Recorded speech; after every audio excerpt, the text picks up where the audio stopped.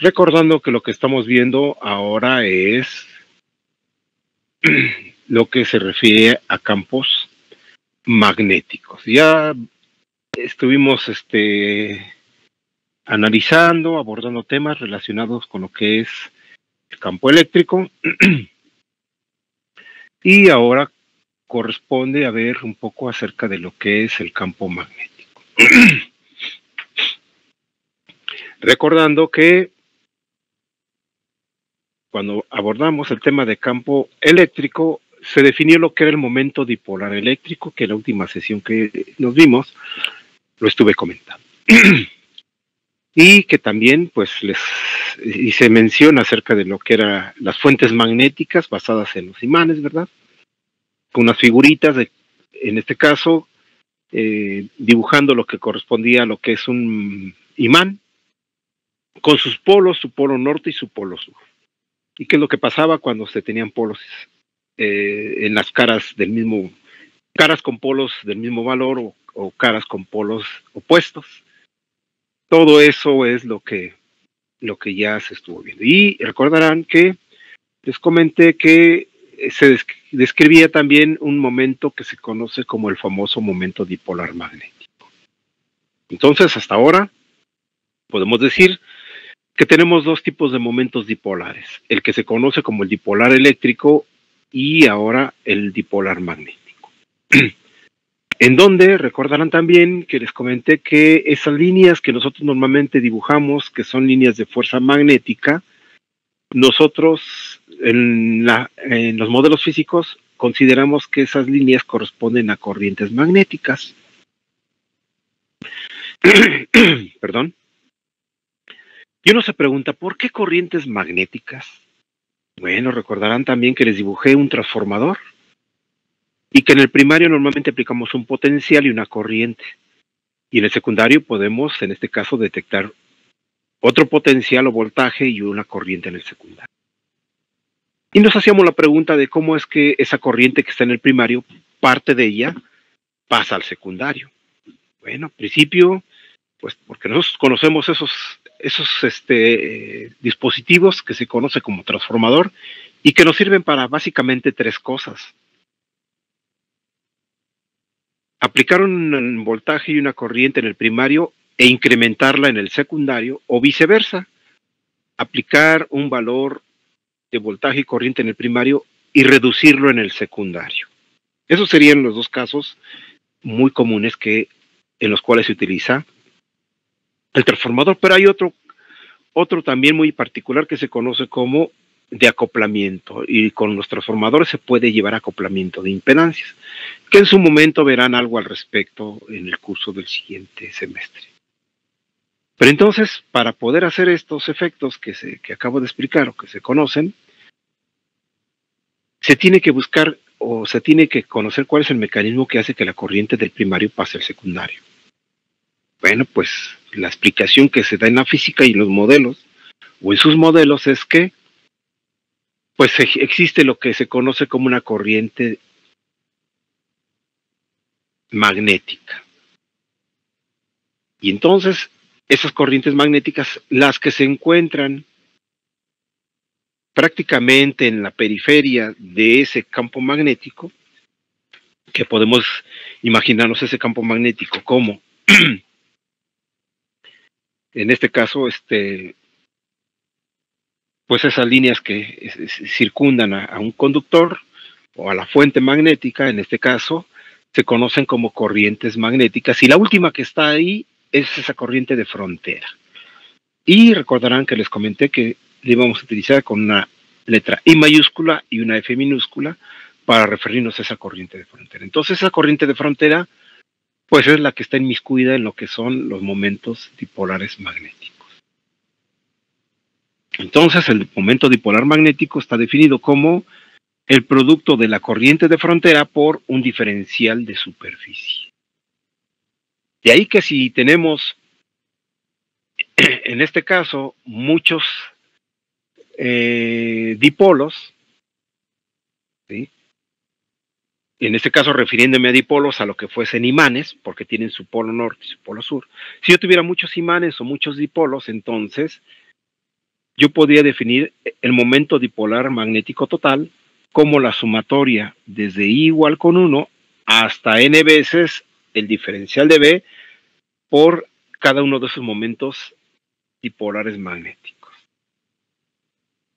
Y entonces, si le sacamos el límite haciendo que ese pequeño volumen, donde estamos queriendo sacar el valor ese valor dipolar, lo hacemos tender a cero, le podemos sacar el límite, y sería la inversa cuando el volumen tiende a cero, de la sumatoria de cada uno de esos momentos dipolares o los momentos dipolar total.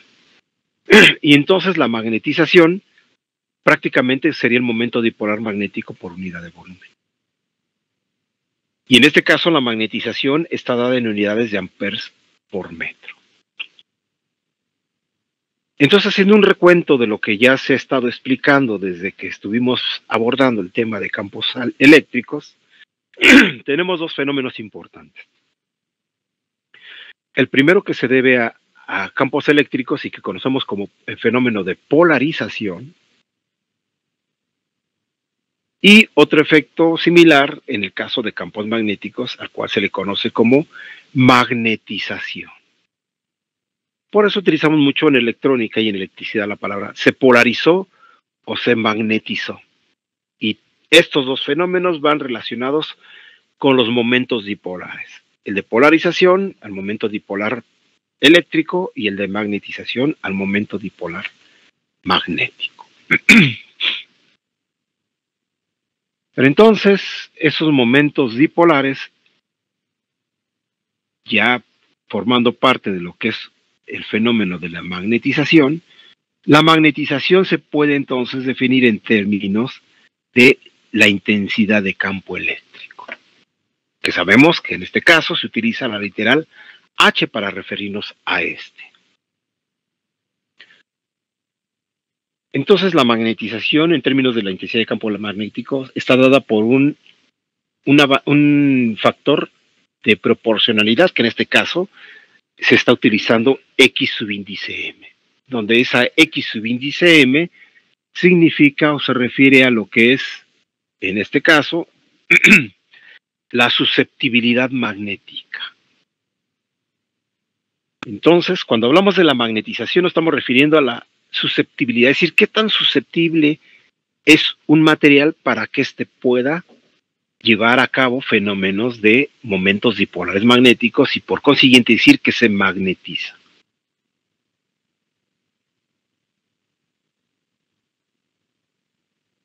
Pero entonces también nosotros tenemos otra cantidad importante u otro factor importante que conocemos como la permeabilidad magnética relativa. Y este es igual a 1 más la susceptibilidad magnética. Pero también hay que recordar que mu sin subíndice, aquí vemos que no tiene subíndice, se refiere a la mu del material. Es decir, esto es igual a la mu del material. Yo por lo general utilizo esta nomenclatura, pero aquí he puesto mu sin el subíndice, porque en mucha literatura utilizan normalmente la letra mu sin el subíndice y se refieren a la del material. Yo en particular prefiero utilizar mu mat para saber qué es el material, porque muchas veces el estudiante piensa que este es igual que esta. Sí, dice que mu es igual con mu cero, y eso no es cierto. A sabiendas de que mu cero es la permeabilidad magnética del aire o del vacío, y esta vale 4pi por 10 a la menos 7 Henry metro. Una cosa que es bien importante aquí de hacer mención es que en sus calculadoras vienen esos valores, y estoy seguro que viene como, para el caso de la permitividad dieléctrica, dice como constante dieléctrica, y para la permeabilidad magnética les dice constante magnética. Mi sugerencia en este sentido es que no se queden con esa idea y en este caso se lo aprendan como permitividad dieléctrica, ni tampoco como permeabilidad magnética. Sino que yo sé que a lo mejor les cuesta un poco de trabajo, en este caso, aprenderlo, pero es mejor que cuando se refieran a la de arriba, no se refieran como constante dieléctrica, sino que digan que en este caso esa epsilon 0 se refiere a la permitividad dieléctrica del aire o el vacío. Permitividad dieléctrica. Cuando al menos yo escucho el nombre de permitividad dieléctrica, digo, pues es que la palabra permitividad quiere decir que qué tanto permite que las líneas de campo eléctrico penetren dentro de ese material o ese medio. Pero si yo digo constante dieléctrica, ese nombre de constante dieléctrica a mí no me da una idea en mi cabeza de que se refiere a líneas de campo eléctrico. Sin embargo, cuando yo digo permitividad dieléctrica, entonces ya sé que se refiere a la facilidad que va a tener o va a presentar ese medio para que por él fluyan líneas de campo eléctrico. De manera similar, para el caso de esta literal, μ0, que vuelvo a repetir, en sus calculadoras seguramente viene ahí como constante magnética. No se lo aprendan como constante magnética, sino más bien es, en este caso, la permeabilidad magnética del aire o el vacío. ¿Y qué se refiere con la palabra permeabilidad? Permeable. Bueno, pues si no conocemos la palabra o no nos dice nada, recordarán que cuando llueve decimos, pásame el impermeable. Impermeable quiere decir que no permite que penetre. ¿Sí? Impermeable al agua, es decir, que cuando llueve yo me pongo un impermeable y no me mojo, no debería de mojarme. Entonces, si fuese permeable, quiere decir que todo el agua pasaría a través de ese medio. Por consiguiente, la μ0 se refiere a la permeabilidad, es decir, la facilidad que va a tener ese medio para que pueda atravesar líneas de campo magnético a este. ¿Ok? Por esa razón, mi sugerencia es que utilicen ese vocabulario. Nuevamente, el de arriba, permitividad dieléctrica del aire o el vacío, y en la de abajo, la permeabilidad magnética del aire o el vacío. Y recuerden sus valores, que sí son constantes, sí. El de arriba de la permitividad dieléctrica es 8.854 por 10 a la menos 12 farads por metro. Y para el caso de la permeabilidad magnética del aire y el vacío, vale 4pi por 10 a la menos 7 farads por metro.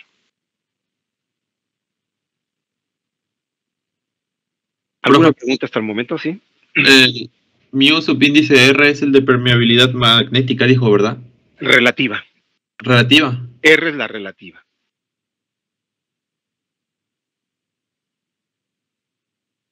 Y el 0 es el que estaba diciendo que es el de permeabilidad dieléctrica.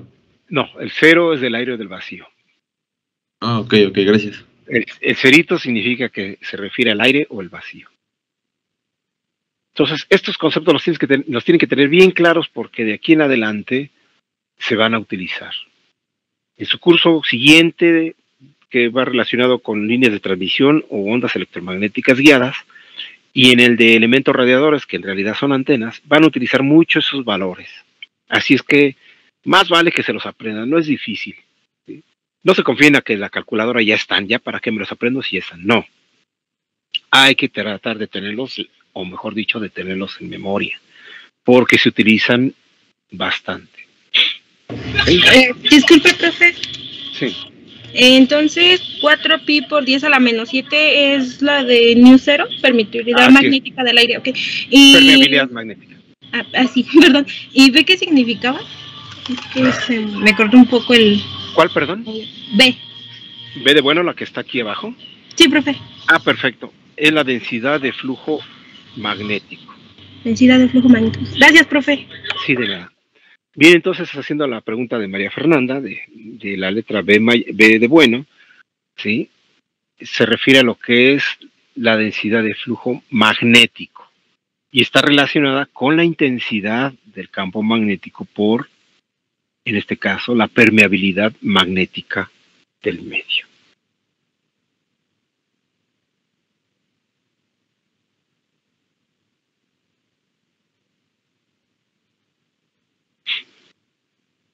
Entonces, hay bastante que hacer o bastante que estudiar respecto a lo que es el magnetismo desde el punto de vista de la física, ¿En qué pasa cuando tienen un inductor, cuando tienen un toroide, cuando tienen, por ejemplo, un motor, etcétera? Todo eso es muy importante, sí lo es. Pero este curso particularmente está enfocado hacia lo que es ondas electromagnéticas, ondas que contienen campos eléctricos y magnéticos. Por consiguiente, solamente estamos abordando temas relacionados con, pues, estos temas que son de interés para un estudiante que esté, en este caso, en sus cursos de preparación para convertirse en un ingeniero en comunicaciones y electrónica. Y entonces, lo que a nosotros nos interesa de parte también de este curso es ver cuáles son las condiciones de frontera magnéticas. Recordarán que en el pasado estuvimos viendo condiciones de frontera eléctricas y que se refería al comportamiento de lo que es la densidad de flujo eléctrico y la intensidad de campo eléctrico cuando tenemos dos materiales que se encuentran pegados o juntos. ¿Qué es lo que pasa cuando tiene una componente de campo eléctrico en un medio, cruza la frontera y pasa a otro medio con una permitividad dieléctrica relativa diferente a la del medio?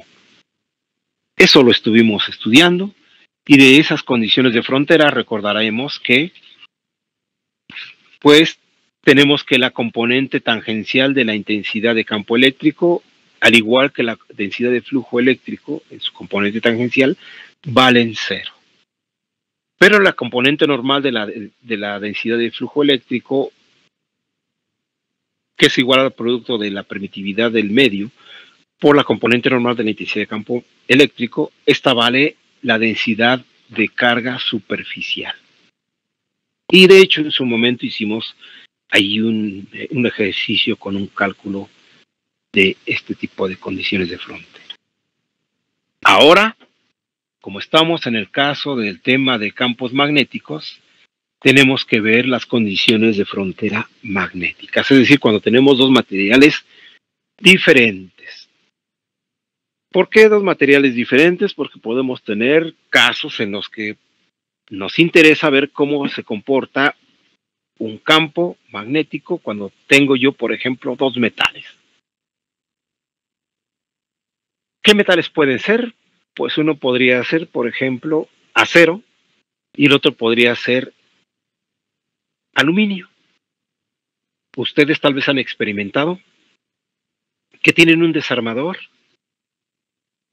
y de repente lo acercan a un imán, y si lo dejan por mucho tiempo cerca de ese imán, de repente ese desarmador, cuando lo acercan a donde hay tornillos metálicos, estos se pegan al desarmador. Eso significa que la fuerza de ese campo magnético, de ese imán que era intensa, hizo que se generaran momentos dipolares en su desarmador, en la parte metálica, y entonces se magnetizó.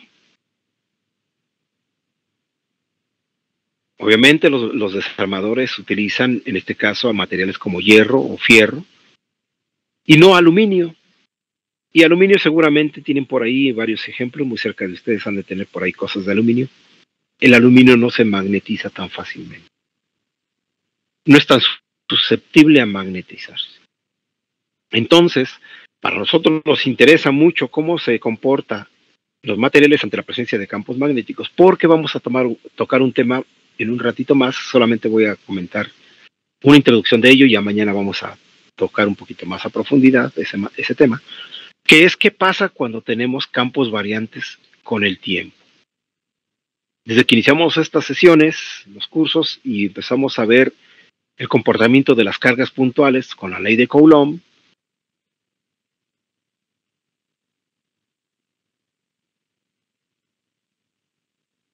estuvimos analizando, en este caso, condiciones de campos estáticos, y de hecho eso se le conoce como electrostática. Y electrostática pues se refiere a que las condiciones son fijas, pero más adelante vamos a ver qué pasa cuando tenemos campos que están cambiando conforme se está cambiando el tiempo. ¿Okay? Y ahorita estamos tocando el caso de campos magnéticos en condiciones estáticas, que se le conoce como magnetoestática, que también es un tema muy corto porque los campos estáticos no aportan mucho. Vamos a ver que a partir de en un rato más, en adelante, lo que son, en este caso, los campos variantes con el tiempo son más interesantes y más importantes para muchos estudios ya en la vida real. ¿Ok? Entonces, por esa razón, vamos a ver qué pasa con las condiciones de frontera cuando tenemos medios lineales e isotrópicos. ¿Y alguien recuerda qué es eso de un medio isotrópico o a qué se refiere un medio isotrópico? ¿Alguien podría recordarlo?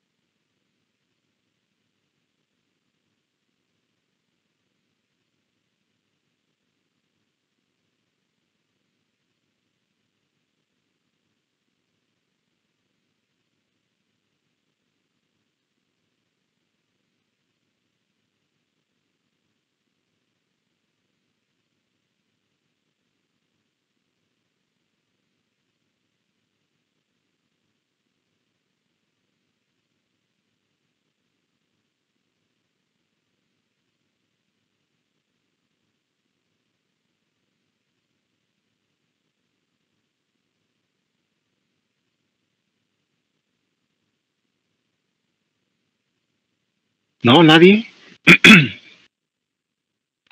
Ahora que cambiaban en todas direcciones. Correcto. Cuando decimos que un medio es isotrópico, quiere decir que cualquier cambio que yo haga, imagínense que tienen un cubo, ¿verdad? Obviamente un cubo tiene 6 caras, y que en una de sus caras yo lea algo físico, o de manera física o manera mecánica. En un medio isotrópico, entonces en un cubo que es isotrópico, el cambio que yo haga en una de sus caras se refleja en las otras caras de igual manera y en la misma proporción. Eso quiere decir que lo que le pasa en una cara le va a pasar a las demás. Eso es cuando hablamos de medios isotrópicos. Y cuando decimos que es lineal, quiere decir que si yo aplico una fuerza de 1 en una de sus caras, la reacción en las demás caras va a ser igual de 1. Y si aplico 50 en una de las caras, la respuesta va a ser igual en las otras. Y si se aplico 1000, de igual manera, es decir, se va a comportar de forma lineal. A eso nos referimos. Entonces, cuando tenemos esas condiciones, que son condiciones ideales y que nos permiten, en este caso, caracterizar muy bien las cosas, entonces, aplicando en este caso esa integral que tenemos en la parte izquierda superior, ¿verdad?, que nos dice que una integral de una superficie cerrada del producto punto de la densidad de flujo magnético con el diferencial de superficie vale 0. Sabemos que un producto punto está asociado a la divergencia y por consiguiente sabemos también que las líneas de flujo magnético no divergen, sino al contrario, son convergentes. Por esa razón se cumple esa condición que está dada en esa integral.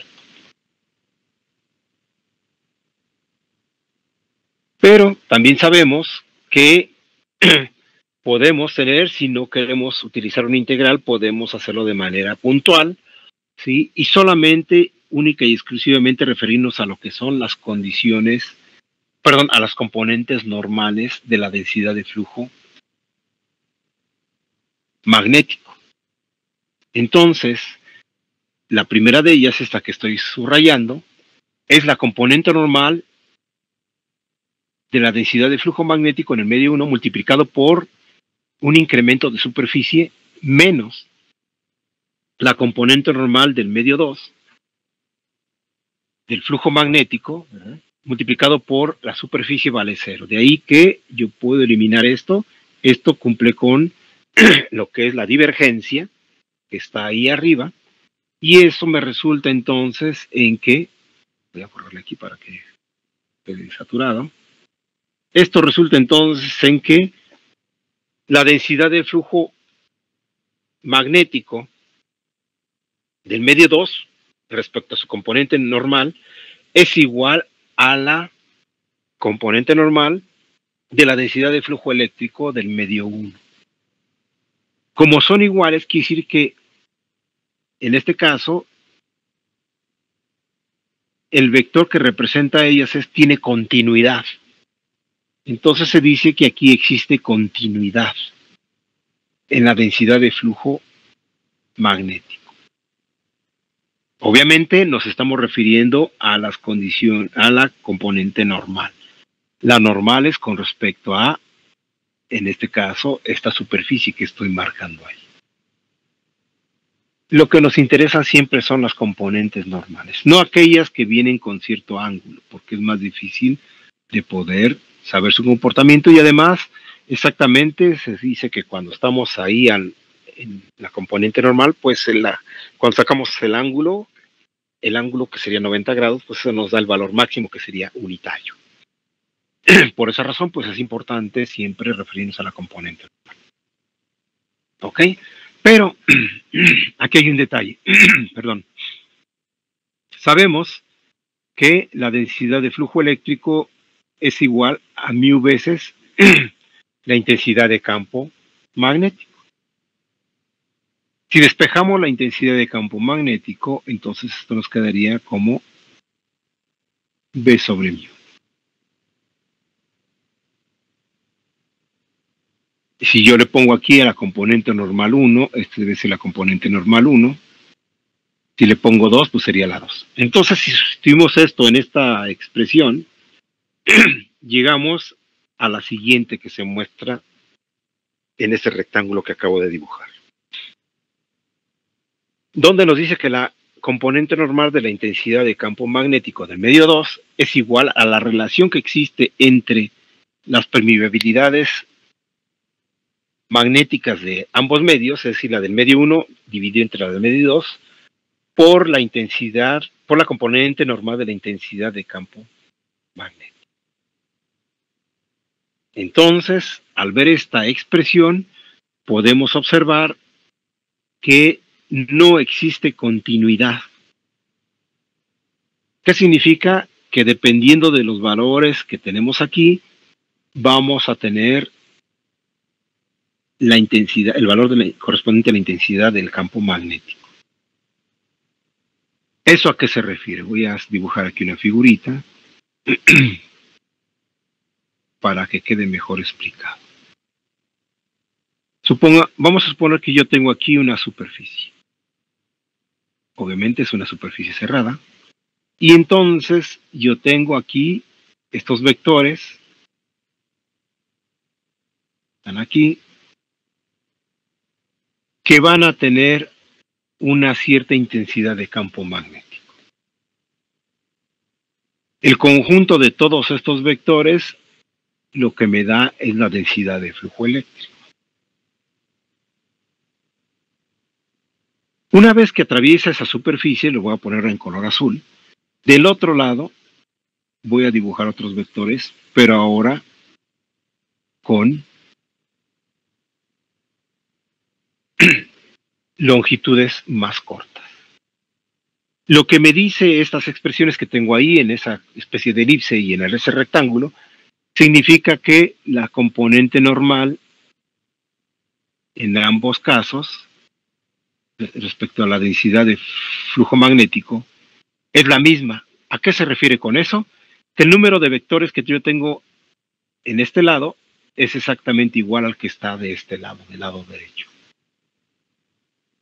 Eso es a lo que se refiere la condición de continuidad. La discontinuidad se presenta porque vemos que en este caso, que estoy señalando en color azul, donde está la componente normal de la intensidad de campo magnético del medio 2, va a ser diferente a la del medio 1. Entonces, esta H que voy a poner aquí en color azul, representa intensidades inferiores. ¿Por qué razón? Porque tenemos permeabilidades magnéticas distintas debido a que son medios diferentes. ¿Sí queda claro?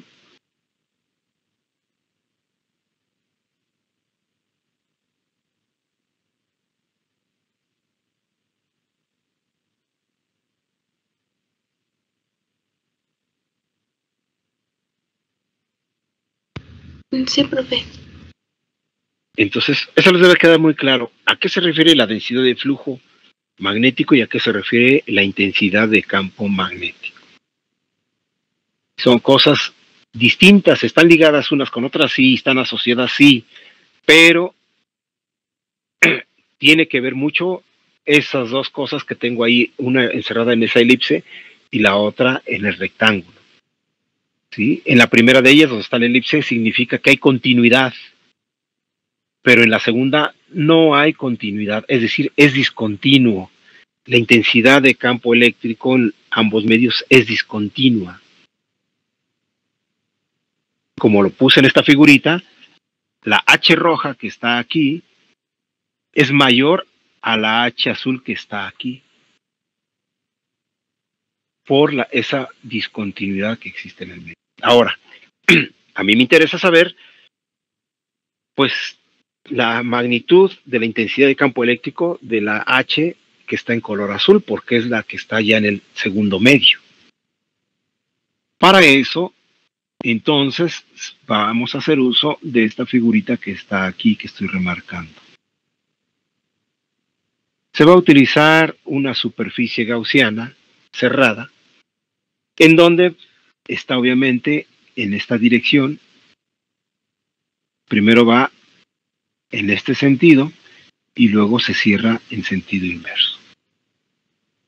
Obviamente son las secciones más largas y las secciones más cortas, que serían estos segmentos que están aquí, se consideran despreciables porque yo puedo hacer que el rectángulo sea así de grande o que sea así de estrecho, para aproximarme cada vez más a la frontera que es esta.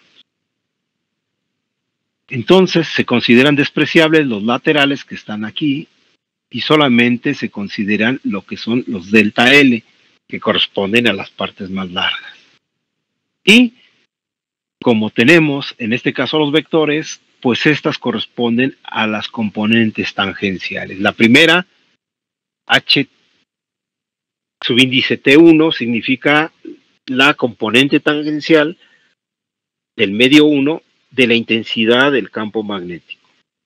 Y la otra que está aquí abajo, que es H subíndice T2, corresponde a lo que es la intensidad, a la componente tangencial de la intensidad de campo magnético del medio.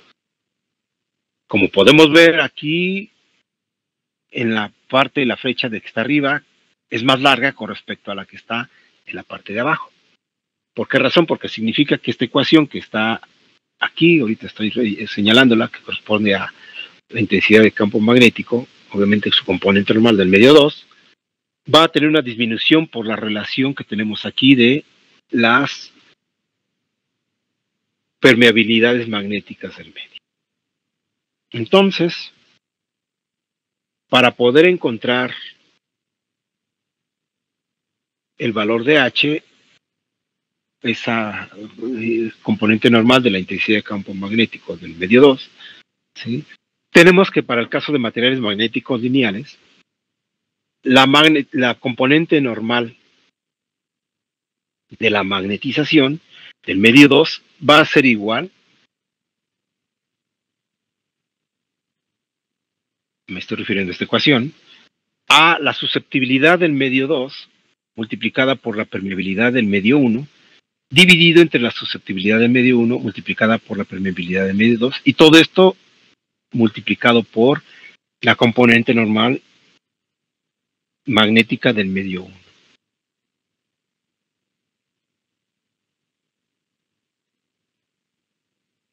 Pero entonces, si aplicamos la ley de Ampère, recordando que la ley de Ampère nos dice que la integral cerrada de superficie del producto punto de la intensidad de campo eléctrico por un diferencial de longitud va a ser igual a la corriente total. Entonces, de aquí sacamos esto, y si quitamos diferenciales y solo simplemente ponemos incrementos de L, pues tenemos lo que está exactamente aquí, que la componente tangencial del medio 1, refiriéndose a la intensidad de campo eléctrico, menos la componente tangencial de la intensidad de campo eléctrico, del campo magnético, perdón, del medio 2, multiplicado por delta L, nos va a dar un valor de K veces ese incremental de longitud. Si eliminamos esos incrementales de longitud, entonces nos quedaría que la diferencia en las intensidades, obviamente refiriéndome a sus componentes tangenciales, de las intensidades del campo magnético van a ser igual con K. Entonces, K va a ser la diferencia en las intensidades, recordando de que para el medio 1 era mayor con respecto a la del medio 2, entonces K me va a dar el valor de esta diferencia de las intensidades, que aquí la estoy representando de manera vectorial para una mejor visualización o entendimiento. Pero, pues como recordando que las matemáticas son una herramienta que se tiene que ajustar a los fenómenos físicos para poder encontrar solución y entendimiento, como no conocemos los valores de las componentes tangenciales, lo que podemos hacer es sacar una operación matemática que de mucha ayuda, que se conoce como el producto cruz. Entonces, si le sacamos el producto cruz a esa diferencia de las intensidades, pero el producto cruz ¿con quién? Con la componente normal entre el medio 1 y 2. Vámonos a regresar a la figurita. Aquí está esa componente normal. Perdón. ¿Qué? Aquí tenemos esa componente normal. Entonces, al hacer el producto cruz con esa componente normal, nosotros podemos encontrar lo que estamos buscando.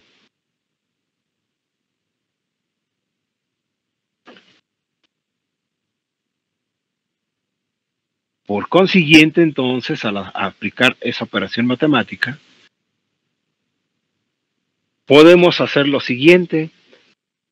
Como tiene propiedad conmutativa, entonces podemos tener que la diferencia entre las magnitudes de las intensidades del campo magnético del medio 1 menos el medio 2 serían igual al producto cruz entre el vector unitario normal entre los dos medios, es decir, el medio 1 y medio 2, con el valor de esa diferencia que sería acá. Pero también sabemos que la intensidad de campo eléctrico del medio 1 pues sería igual a la componente tangencial de la densidad de flujo magnético dividido entre μ1, y entonces esta lo sustituimos aquí y esta lo sustituimos acá. Y entonces, pues prácticamente lo que tenemos, obviamente como es vector unitario, producto cruz, pues tenemos simplemente K, y nos quedaría entonces que K quedaría en términos de esta relación.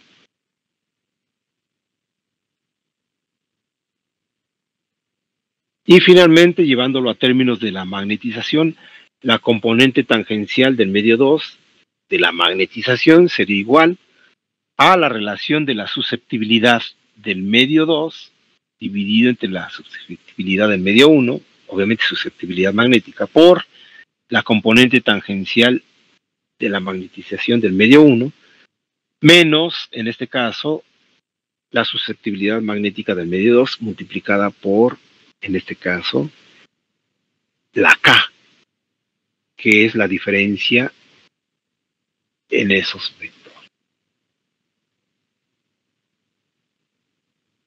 Entonces, un concepto que se utiliza mucho para el análisis de las condiciones de frontera son exactamente esto de las componentes tangenciales. Porque nuevamente, como aparece aquí en la figurita, voy a regresarme a la figurita, vemos esos vectores que están en color negro, y esos vectores que están en color negro, que son las componentes tangenciales, nos relacionan cómo es que se va perdiendo la intensidad de campo eléctrico en el segundo medio con respecto a la del primer medio.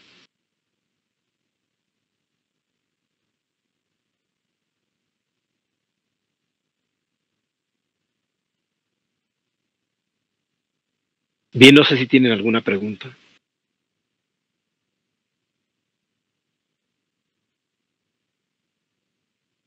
En conclusión, estas son las condiciones de frontera. Continuidad para la densidad de flujo magnético, pero discontinuidad para las intensidades de campo magnético. Obviamente nos estamos refiriendo a las componentes normales. ¿Algo que les haya quedado pendiente de aquí que no se haya entendido?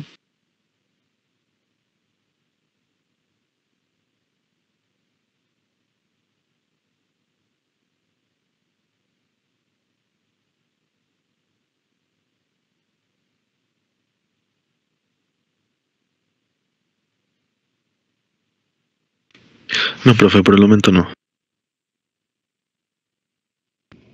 Profe, ¿podría poner de un momento la siguiente diapositiva, por favor? Ok, sí, claro.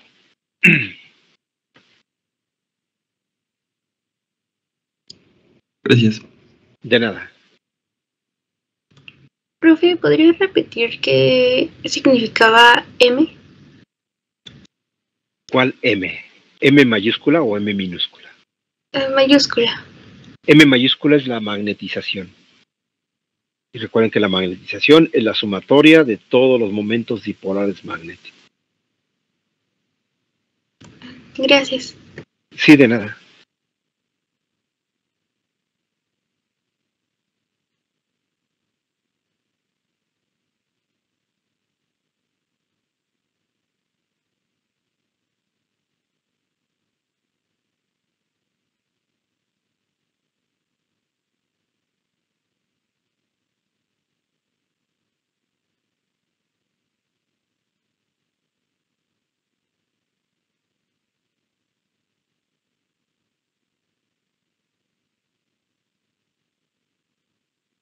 ¿Alguna pregunta que tengan al respecto?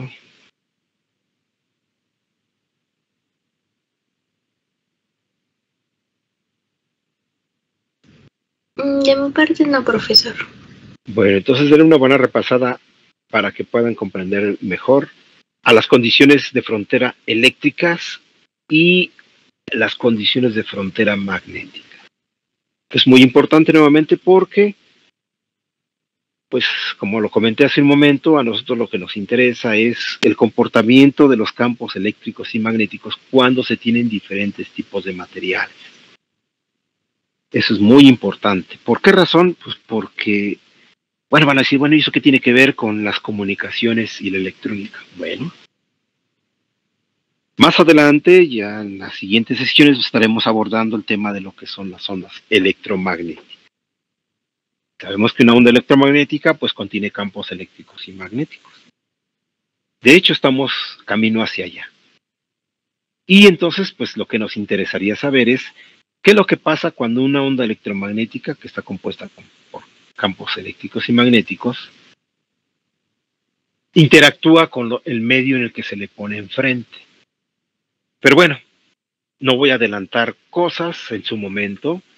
Comentaré el tema correspondiente a ello para que se vea qué es lo que pasa, cómo es el comportamiento de la onda y cómo es el comportamiento de los medios cuando se ven, en este caso, enfrentados. Entonces, por eso es muy importante pues el análisis que hemos estado haciendo tanto para lo que son campos eléctricos como para lo que son campos magnéticos.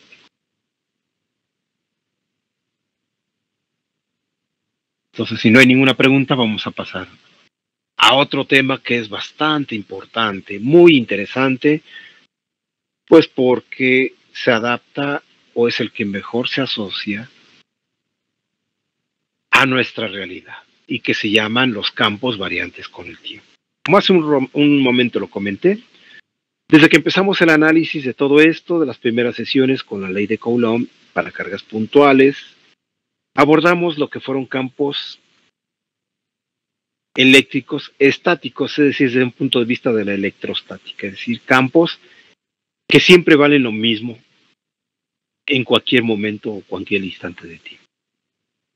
Ahorita de manera muy corta abordamos el comportamiento de los campos magnéticos, pero se abordó con menos tiempo y menos profundidad porque los campos magnéticos estáticos o lo que conocemos como la magnetostática es poco útil, no tiene mucha influencia sobre lo que nosotros requerimos.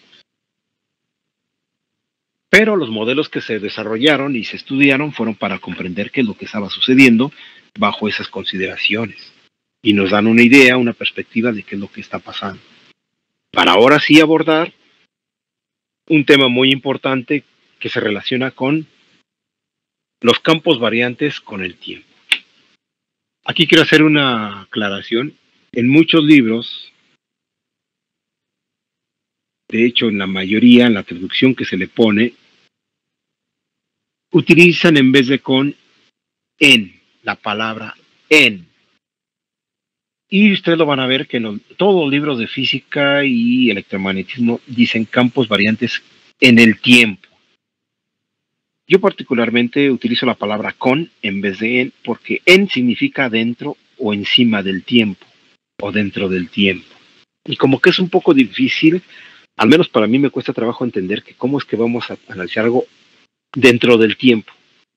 Para mí es más fácil decir que los campos varían con el tiempo, es decir, conforme está cambiando el tiempo, el campo también está cambiando. Por eso utilizo mucho la palabra con. Aunque es válido, sí, dado que muchos colegas utilizan la palabra en, no quiere decir que estén mal. No, solamente es cuestión de visión de cómo es que lo entiende uno mejor. Y al menos yo lo entiendo mejor cuando pongo la palabra en. Así es que si lo encuentran de una u otra manera, pues es correcto. ¿Ok? Se refieren exactamente a lo mismo. Y entonces, ¿a qué se refiere con esto de que los campos son variantes con el tiempo? Bueno, pues todo esto se basa o se fundamenta en lo que es la ley de Faraday. ¿Y cómo es que comenzó esto? Bueno, recordarán que también Michael Faraday realizó experimentos con lo que fueron esferas cargadas. Y entonces él encontró y demostró que existían lo que en ese momento, se conocía como líneas de desplazamiento, que ahora nosotros lo conocemos como campos. De hecho, en esa época no se conocía y ni se utilizaba la palabra campos para referirse a lo que nosotros ahora conocemos como campos, sino que Faraday, recordarán que lo que dibujó fueron líneas de desplazamientos, que ahora nosotros le llamamos campos. Bien. Pues entonces, en el año 1820, allá en el siglo XIX, después de que Ørsted, un físico también por ahí muy importante que estuvo estudiando acerca de corrientes eléctricas, encontró que una corriente eléctrica afectaba la aguja de una brújula. Digamos que las brújulas funcionan a partir del magnetismo, es decir, se orientan hacia donde hay un campo magnético. Entonces, Ørsted demostró que una corriente eléctrica podía afectar el movimiento de la aguja de una brújula. Entonces Faraday, dejando en este caso las cargas y de lado un poco el estudio de lo que es los campos eléctricos, empezó a estudiar los campos magnéticos. Entonces manifestó su creencia de que si una corriente podía producir un campo magnético, entonces un campo magnético debería ser capaz de producir una corriente. Es decir, de manera inversa. Eso significa que si yo hago circular una corriente por un conductor, estoy generando un campo magnético. Pero que si genero un campo magnético, entonces debería ser capaz de generar una corriente. Gracias a eso, pues ahora nosotros gozamos de lo que es la electricidad. Porque todo esto que ellos empezaron a descubrir, ahora lo aplicamos en nuestros días para la generación de lo que conocemos como energía eléctrica. Y que es muy importante para nosotros. Para el desarrollo científico y tecnológico se requiere mucha la energía eléctrica. Y ellos pues no tenían nada de eso. En esa época simplemente existían las velitas y estaban estudiando el fenómeno de la electricidad. Y sus aportaciones son muy valiosas para la humanidad. Entonces, ese concepto de campo que nosotros ahora conocemos en la actualidad, en su momento no existía, recordando nuevamente lo que comenté hace un momento, y en su momento, valga la redundancia, se le llamaban líneas de fuerza. o ni más bien, no líneas de fuerza, bueno, son líneas de fuerza, pero en realidad eran líneas de desplazamiento cuando Faraday empezó a hacer sus primeros experimentos. Entonces, el éxito de Faraday consistió en demostrar que una corriente podía producirse por magnetismo, lo que acabamos de ver, ese fenómeno de magnetismo. Entonces, con el magnetismo podemos generar corrientes, y efectivamente, así es como nosotros generamos la corriente eléctrica. Los generadores con los que se utilizan las plantas hidroeléctricas, por medio de un fenómeno de magnetismo, generan corrientes y son las que nos llegan a nuestras casas como electricidad. Entonces, por lo que pueden darse cuenta, sus estudios fueron bastante interesantes y gracias a ellos, pues no estamos con velitas y tenemos computadoras y todo lo que ustedes tienen ahora de tecnología. Si no fuese así, todos estuviésemos con velitas a estas alturas. Y la luz la generaríamos a través de otros medios, ¿sí? Con fuego, y entonces no tendríamos lo que ahora nosotros podemos disponer, que se conoce como corriente eléctrica, que es muy importante para nuestras vidas y nuestro desarrollo. Bien, entonces, ¿qué es lo que hizo Faraday en su experimentación? Él lo que hizo es enrollar dos alambres separados alrededor de un toroide de hierro y colocó un galvanómetro en un circuito y en el otro una batería. ¿Cómo hizo eso? Hizo algo como lo que voy a dibujar aquí. Un toroide es un material, sí, en este caso de hierro o de fierro. Ten en cuenta que es como una dona, pero sí, así delgada. Y entonces lo que hizo es enrollar en este caso, alambre, ¿sí?, de hierro en un lado y en el otro, pues lo que hizo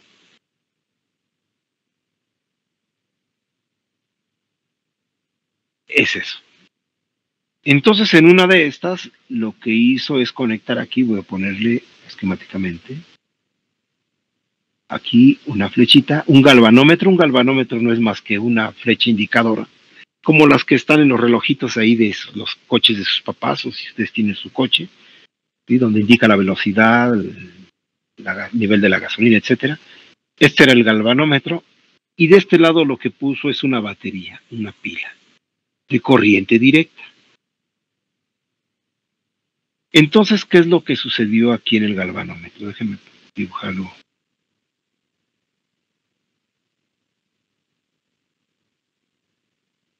Voy a poner aquí la flecha, y en principio el galvanómetro se encontraba, antes de colocar la batería, y aquí abrirle, y aquí voy a poner una especie de interruptor. Ahí está abierto, y entonces aquí voy a poner en azul, el galvanómetro se encontraba exactamente a la mitad.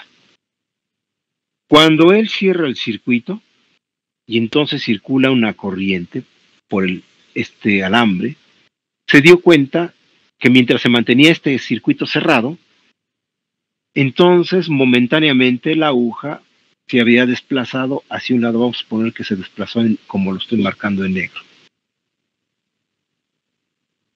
Se desplazó hacia la derecha un cierto ángulo y que después regresó al momento inicial, es decir, a donde se encontraba el azul, que es exactamente en esta posición. Voy a ponerlo aquí. Se encontraba en este punto, y entonces cuando conectó la batería, la pila se desplazó hacia la derecha e inmediatamente se regresó a donde estaba anteriormente. Y después, cuando él desconectó la batería, cuando abrió el circuito aquí, y entonces ahora hizo el movimiento hacia en ese sentido, se dio cuenta que la aguja ahora se desplazaba momentáneamente en sentido contrario, y después regresó a su inicio. Es decir, mientras hizo el contacto y conectó, se desplazó tantito y se regresó a donde estaba, y luego cuando desconectó la batería se movió de la misma cantidad pero en sentido contrario, y rápidamente regresó a donde se encontró. donde se encontraba, que es exactamente en el centro. Con eso él se dio cuenta que existían condiciones diferentes a las que ya se habían estado estudiando, que correspondían a condiciones estáticas. De ahí se dio cuenta que entonces podría tener movimientos hacia un lado o hacia otro dependiendo de ciertas circunstancias, pero que obviamente sus experimentos todavía no encontraban la razón del por qué el galvanómetro hacía ese efecto. ¿Por qué al conectar la pila, momentáneamente la aguja se movía, brincaba hacia un lado y se volvía a cero, y si se mantenía la pila conectada ya no sucedía nada?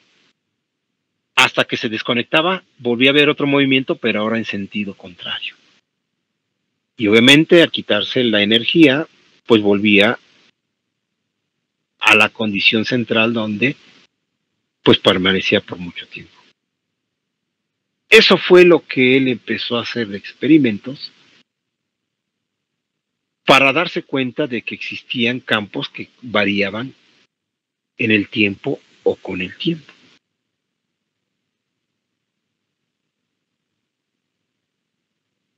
Entonces es lo que vamos a empezar a estudiar y analizar para ver qué es lo que sucedía. Entonces, este fue pues prácticamente el primer experimento en el que se incluía lo que se conoce como un campo magnético variable y que fue seguido por una demostración de que tanto un campo magnético móvil con una bobina móvil podían producir una deflexión del galvanómetro. Entonces con eso pues vamos a empezar a ver qué es en este caso lo que vamos a estudiar cuando hablamos de campos variantes en el tiempo.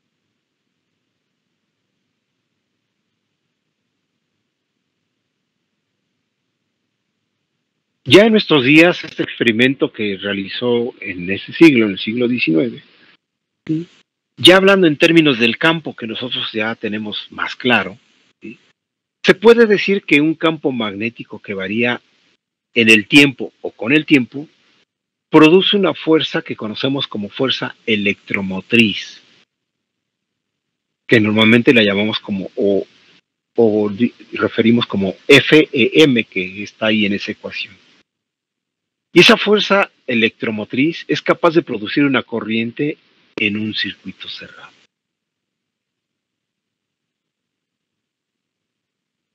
Y esa fuerza electromotriz no es otra cosa que pues una diferencia de potencial, o lo que ustedes conocen como voltaje, procedente de los conductores que se mueven en un campo magnético o de campos magnéticos variantes.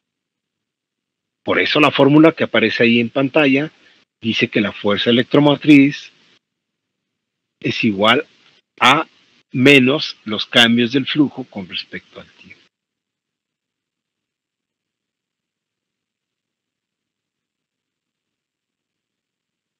¿Ok?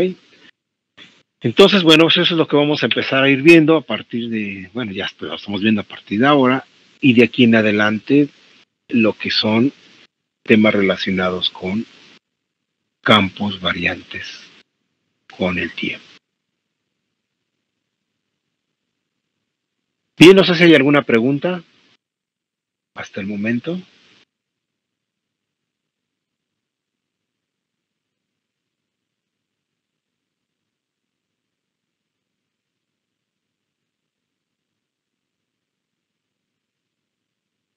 No, profe.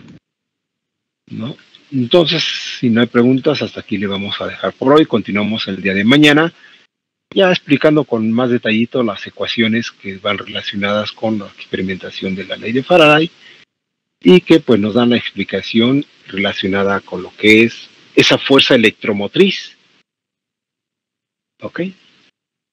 Pues entonces, que tengan muy buen día. Cuídense, continuamos el día de mañana. Ok, profe, gracias igualmente. Gracias, igualmente.